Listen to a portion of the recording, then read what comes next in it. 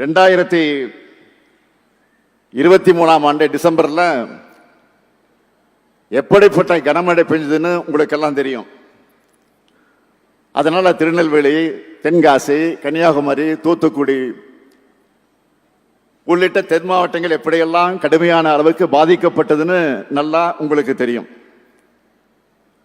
அந்த பாதிப்புகள் இருந்து மீள ஒன்றிய அரசு கிட்ட நாம நிதி கேட்டோம். 2 ஒன்றிய அமைச்சர்கள் வந்தாங்க. ஆனா அவங்க உடனடியாக இடைக்கால நிதி உதவியை கூட செய்யல. நம்முடைய நைனா நாகேந்திரன் கோபித்துக் கொள்ளக்கூடாது, அவருக்கு உண்மை தெரியும். ஆனால் அவர் பேச மாட்டார். நீங்கள் பேசுங்கள் என்றுதான் எனக்கு அனுமதி கொடுப்பார். இருந்தாலும் மாநில அரசோட நிதியை வச்சு நிவாரண பணிகளை நாம செஞ்சோம்.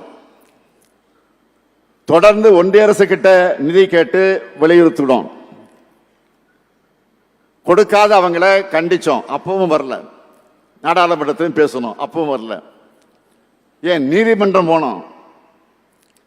அதன் பிறகுதான் ஒன்றிய அரசு தமிழ்நாட்டுக்கு வெள்ள நிவாரண நிதியை அறிவிச்சாங்க. அதுவும் எவ்வளவு?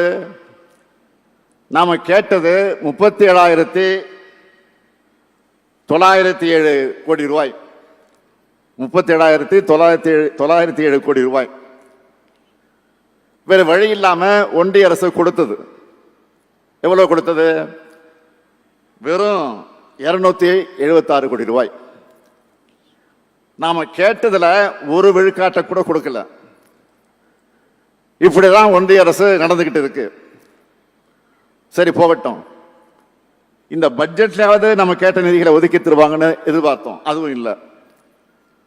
தமிழ்நாட்டுக்கு நிதியும் கிடையாது, நீதியும் கிடையாதுன்னு ஒதுக்கிட்டாங்க. மீண்டும் மீண்டும் வஞ்சிக்குது ஒன்றிய பாஜக அரசு. அவங்களை பொறுத்த வரைக்கும் கூட்டணியில் இருக்கக்கூடிய மாநிலங்களுக்கும் எலெக்ஷன் வரக்கூடிய மாநிலங்களுக்கு மட்டும்தான் அறிவிப்புகளையும் நிதியும் கொடுப்பாங்க. அதனால்தான் நாம கேட்கிறோம். என்ன கேட்கிறோம்? இந்தியாவோட வரைபடத்தில் மட்டும் தமிழ்நாடு இருந்தா போதுமா? அரசாங்கம் வெளியிடக்கூடிய நிதி அறிக்கையில இருக்க வேண்டாமா? ஒன்றிய அரசோட திட்டங்கள்ல தமிழ்நாட்டின் பெயர் இருக்க வேண்டாமா? தமிழ்நாட்டுக்கு சிறப்பு திட்டங்கள் அறிவிக்க வேண்டாமா? தேர்தல் நேரத்தில் வாக்கு கேட்க மட்டும் தமிழ்நாட்டுக்கு வந்தா போதும்னு நினைக்கிறாங்களா? இப்படி நாம் கேட்கிற கேள்விகள் எதுக்கும் பாஜக கிட்ட இருந்து எந்த பதிலும் வராது. திருநெல்வேலி அல்வான்னா உலகமே ஃபேமஸ். ஆனா இப்போ மாநிலங்களுக்கு ஒன்றிய அரசு தர அல்வா தான் அதை விட ஃபேமஸா இருக்கு.